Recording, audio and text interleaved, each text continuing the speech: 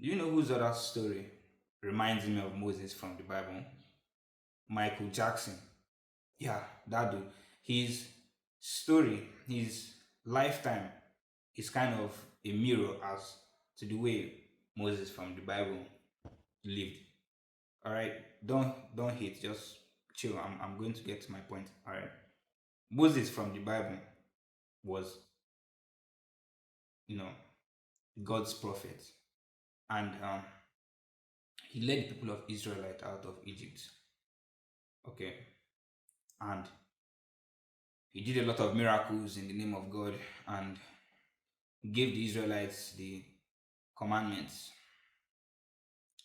until at some point he had this fall from grace, you know, with God, and then God punished him. I was like, you know what? You're never going to see the promised land. Now it's funny because Michael Jackson's story kind of reminds me of Moses because take for example, he was famous in the 80s and 90s. All right, famous dude, everybody loved him. His albums were peaking over the charts. This was even before social media. This was before social media, right? Guy was fucking famous until he went broke. He had allegations. He went to court. All of this until in 2009 when he decided to come back. He was going to come back until he died. All right. Now it's funny because if he had lived, if he had been alive to live on, to perform his music, to release new music, us Gen Zs would definitely fall in love with that guy. And this would have made his rise after his fall even more meteoric. It was going to skyrocket his career even further.